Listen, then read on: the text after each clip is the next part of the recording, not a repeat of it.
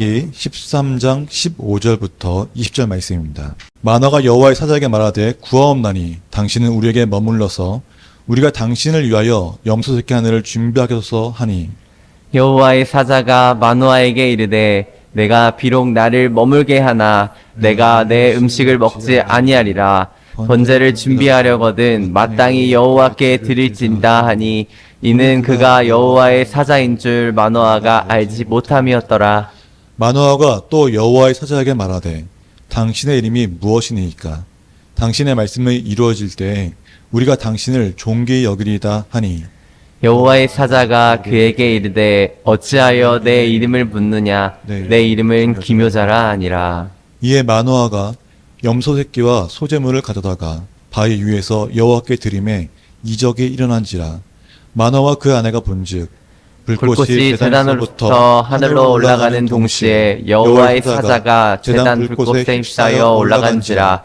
마노아와 그의 아내가 그것을 보고 그들의 얼굴을 땅에 대고 엎드리니라. 인 한이의 말씀입니다. 아멘. 2월 주제가 뭔가요? 주보 맨 앞에 나와 있죠. 2월 주제. 영어로 써서 좀 어렵죠. 제가 영어는 좀 약한데 Movement of Heart입니다. 그래서 이제 저는 제 생각에는 마음을 움직여라라는 뜻으로 이렇게 정했습니다. 뭐 좀 문법이 틀리더라도 그냥 중요한 거는 마음을 움직여라라는 것에 초점을 맞추면 좋겠습니다. 자, 우리가 마음을 움직이기 위해서 무엇이 필요할까요? 마음을 움직이기 위해서 필요한 게 뭘까요? 남자들은 다 알고 있습니다. 남들은 다 알고 있어요. 특히나 결혼하신 분들은 다 알고 있습니다. 무엇이 필요할까요?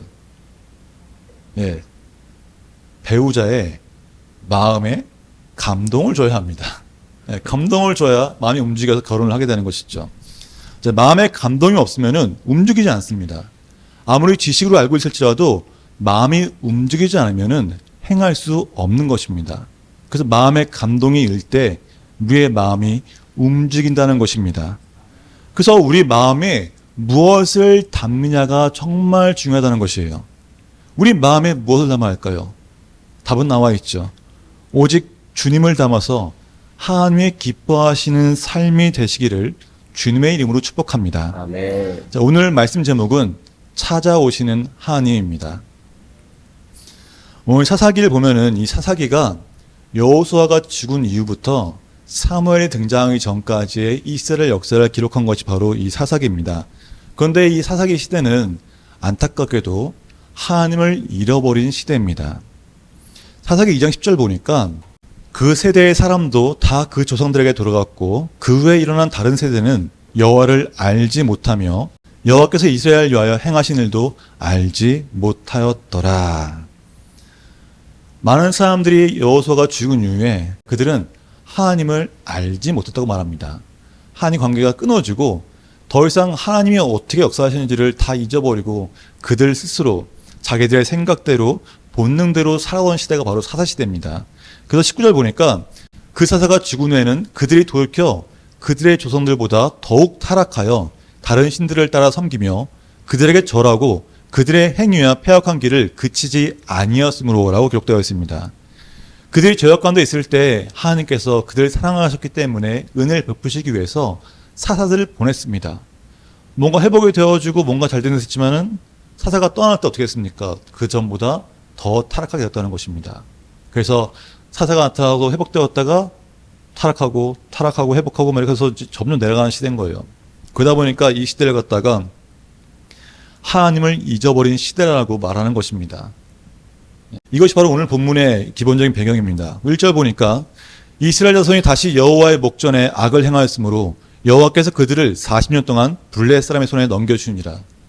여전히 또 그렇게 이스라엘 백성들은 하나님 앞에 죄악을 저질렀습니다. 타락했습니다. 그 벌로 심판의 벌로 블레셋으로부터 40년 동안 압제를 당하게 된 것입니다. 그것이 바로 오늘 말씀의 배경이 되는 것이에요. 그리고 마침내 어떻게 했습니까? 하나님의 회복과 구원이 나타났습니다. 누구에게요? 2절 3절 함께 봉독하겠습니다. 소라 땅에 단지파의 가족 중에 마누아라 이름하는 자가 있더라. 그의 아내가 임신하지 못하므로 출산하지 못하더니 여호와의 사자가 그 여인에게 나타나서 그에게 이르되 보라 내가 본래 임신하지 못함으로 출산하지 못하였으나 이제 임신하여 아들을 낳으리니. 아멘. 자, 이제 보니까 소라 땅의 단 지파의 가족 중에 누굽니까? 마노아라고 말합니다. 특히 13절 보면은 뭐 그라고 말 안 하고 계속 마노아라는 이름이 계속 강조되어 있어요. 강조되어 나타납니다. 자, 이 단지파가 뭐냐면은 이스라엘 지파 중에 가장 약한 지파가 단지파예요. 그리고 소라 땅은 지도 보시면 알겠지만은 자 밑에 있죠. 여기가 소라 땅입니다. 여기 걔가 블레셋이에요. 그래서 블레셋가 접정지대다 보니까 아주 평소에도 위험한 지역이었어요. 블레셋이 와서 뭐 자기들 뭐 좀 먹을 거 없다 싶으면 와서 쳐들어와서 뺏어가고 또 자기 배고프다 싶으면 와서 또 뺏어가고 심편하다 싶으면 옆에 와서 때리고 그게 바로 이 소라 지역이었습니다. 그래서 소라 도시를 이 뜻이 비참함이라는 뜻을 갖고 있어요. 그만큼 단지파는 어때요? 가장 약한 지파이면서 소라 땅은 블레셋의 공격을 자주 받는 아주 연약한 도시가 바로 이 소라라는 것입니다. 그곳에 있는 마노아에게 하나님의 사자가 나타났어요. 자, 마노아 가나는 아이가 없는 집안이었습니다. 그 시대에 자녀를 갖지 못하는 것이 참 순이었거든요. 연약한 땅 중에, 연약한 지파 중에, 연약한 가정에 하나님이 나타나신 것입니다. 자, 우리가 본문 알겠지만은 이 마노아의 아내는 하나님의 사람에게 기쁜 소식을 들었어요. 물론 우리는 성경을 보면서 하나님의 사람을 알고 있지만은 이 당시에 마노아는 하나님의 사람이 아니라 어떤 특정한 사람인데 뭔가 좋은 말을 해주는 사람이었던 것입니다. 그러나 그 소식은 아직 이루어지지 않은 소식이었어요. 물론 기쁜 소식이고 기쁜 말이기도 하지만은 아무것도 이루어지지 않은 말이었습니다. 그러나 그 사람이 보기에 뭔가 희한해 보였기 때문에 그래도 뭔가 이렇게 좋은 말 하는 사람이 뭔가 있겠구나. 뭐 하나님과 좀 친해진 사람인가? 라는 생각을 했던 것이에요. 그래서 감사의 마음을 담아서 염소 고기를 대접하라고 했습니다. 그러나 여호와 사자가 어떻게 했습니까? 마땅히 여호와께 드릴지리다 라고 말합니다. 마노아는 자신의 감사 마음을 담아서 이 염소, 귀한 염소 새끼를 잡아서 대접하고 싶어 하는데 그것을 거절당했다는 것이에요.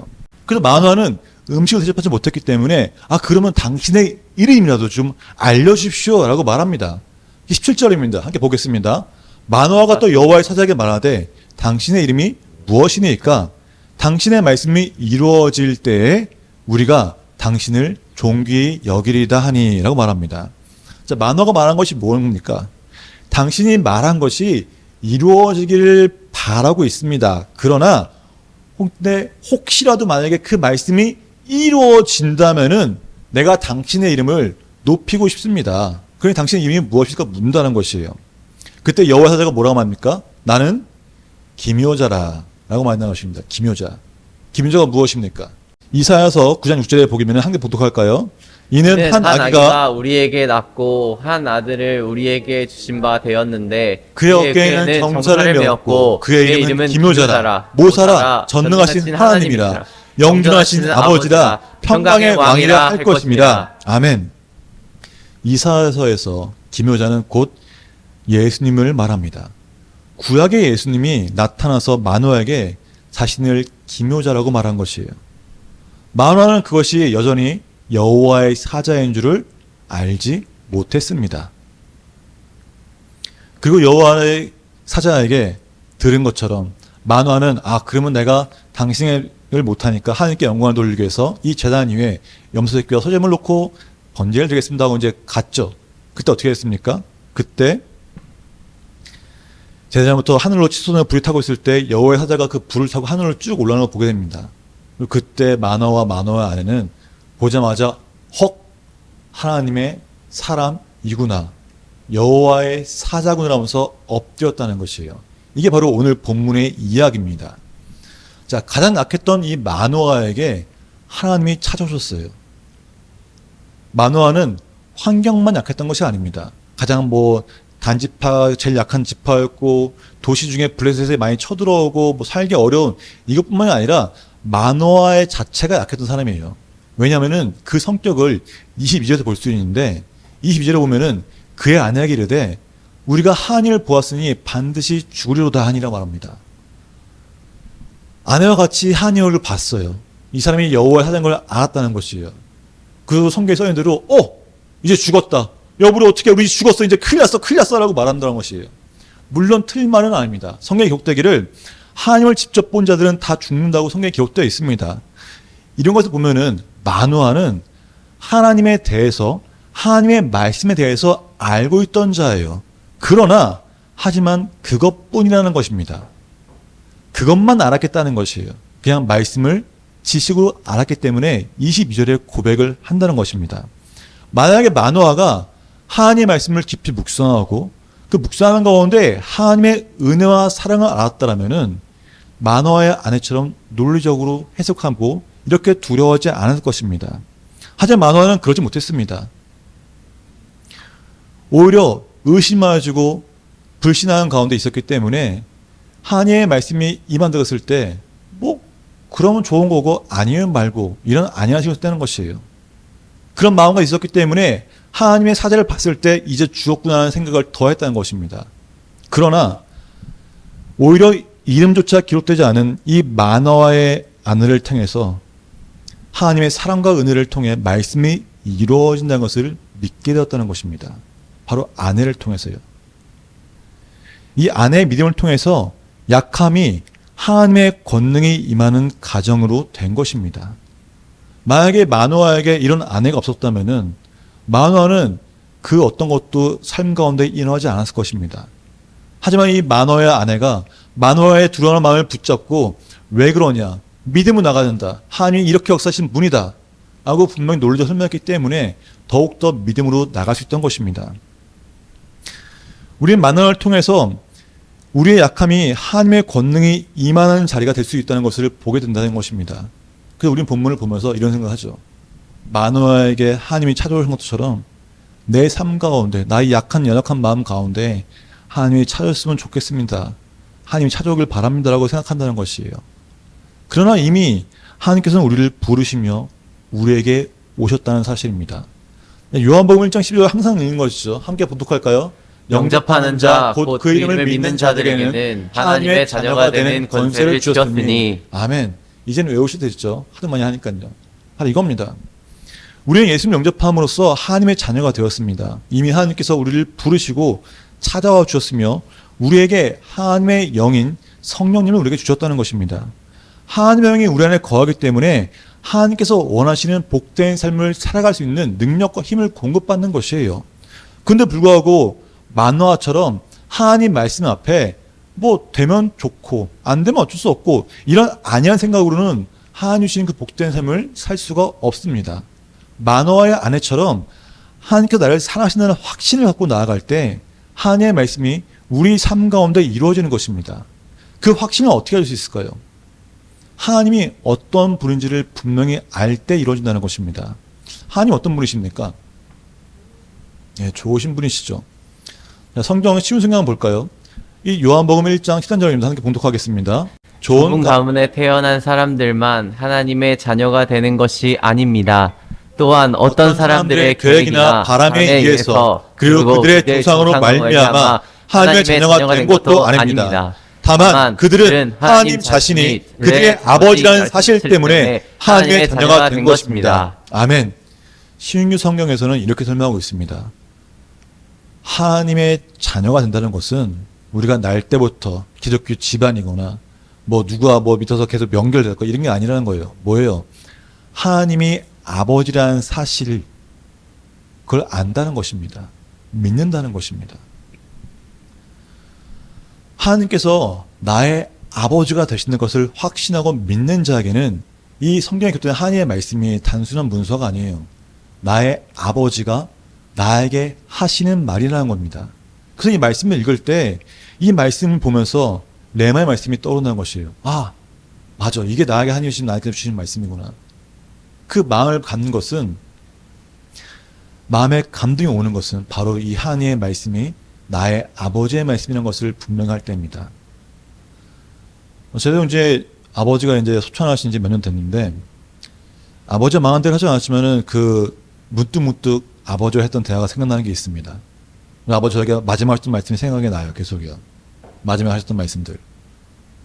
제가 말씀 보면서 그냥 뭐 잊혀지는 게 아니라 계속 생각이 나겠죠. 똑같습니다. 내 아버지가 하신 말씀, 나와 상관이 없는 다른 사람이 아니라 내 아버지가 나에게 하신 말씀이기 때문에 생각나는 것이에요. 성전도 똑같습니다.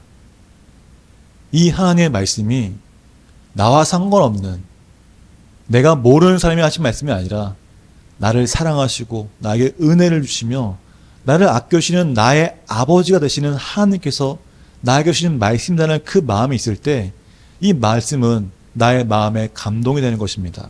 그게 바로 레마입니다. 이 레마의 말씀이 있을 때 우리는 말씀을 행하게 됩니다. 말씀을 실천하게 된다는 것이에요. 왜요? 이 말씀을 통해 우리의 마음이 움직이거든요. 이 말씀 나의 말씀이 될 때 나의 말씀이 나의 마음이 움직이고 말씀을 실천하는 삶을 살게 되는 것입니다. 자, 여러분, 하나님은 우리를 정죄하신 분이 아니세요. 우리를 사랑하는 분이십니다. 아멘. 우리에게 은혜를 주시고 우리가 어떤 것이 있을지라도 우리가 약하면 약할수록 더욱더 하나님이 찾아오신 분이 하나님이세요. 제가 또 이렇게 또 간증을 또 하면은 우리가 가장 약할 때 가장 어려운 순간이 있을 때 우리는 무엇을 합니까? 그렇죠. 기독교는 기도합니다. 하지만 세상 사람들은 술의 힘을 빌립니다. 그리고 사람의 힘을 빌립니다. 끊임없이 반복되는 것밖에 없어요. 그러나 아무것도 해결되지 않습니다. 단지 기운만 잠시 좋아질 뿐이에요. 하나님에 나가는 이유가 뭘까요? 하나님께 기도하는 이유가 무엇입니까? 하나님 이것을 해결해 준다는 믿음이 있기 때문입니다. 그 사랑의 하나님을 경험하는 것이 중생이잖아요. 그 중생을 경험하기 위해서 내 삶의 그 모든 부분을 회개하고 주의 말씀을 살겠다는 결단이 필요하고 선포가 필요한 것입니다. 아멘. 제가 그 태국 파타야에서 코코넛 열매를 통해서 죄사함을 다시 한번 고백하게 되고 그 따뜻한 바람을 통해서 하나님이 날 사랑하는 걸 더 알게 됐잖아요. 이런 체험이 필요한 것입니다. 그때 이 말씀이 단순히 흘러가는 말씀이 아니라 정말 나를 위해 하나님이 하신 말씀이구나. 나를 정말 사랑하는 말씀이라는 것을 더욱더 알게 된다는 것입니다. 그 마음에 감동이 있을 때 우리는 말씀이 결코 가벼운 것이 아니에요. 이 말씀은 나에게 주신 말씀이고 이 말씀은 나에게 선포된 말씀이고 이 말씀은 내가 실천해야 될 말씀인 것입니다. 왜요? 나의 아버지가 하신 말씀이기 때문입니다. 아멘. 사랑하는 여러분, 하나님을 나의 아버지라는 것을 확신하고 믿는 사람으로부터 하나님의 말씀이 행해지고 말씀의 역사가 나타나게 됩니다. 만화처럼 하나님 말씀 앞에서 되면 좋고 안 되면 안 게 아니라 만화의 아내처럼 이 말씀 무조건 된다. 나를 사랑하시는 하나님께서 나에게 하신 말씀이다라고 굳건히 믿고 나아갈 때 그 말씀이 삶 가운데 드러나는 것입니다. 지금 우리가 힘들고 어려운 상황이라면은 만화의 가면처럼 이제 하나님께서 일하실 때가 되었다는 것입니다. 하나님께서 나의 아버지가 되시기 때문에 하나님의 말씀은 나를 위한 말씀이라는 확신을 갖고 말씀 묵상하는 가운데 레마의 말씀을 받아 하나님께 영광을 돌리는 삶을 사시기를 주님의 이름으로 축복합니다. 아멘. 우리 이 시간 함께 찬양하면서 우리를 위해 찾아오신 그 하나님을 바라보면 참 좋겠습니다.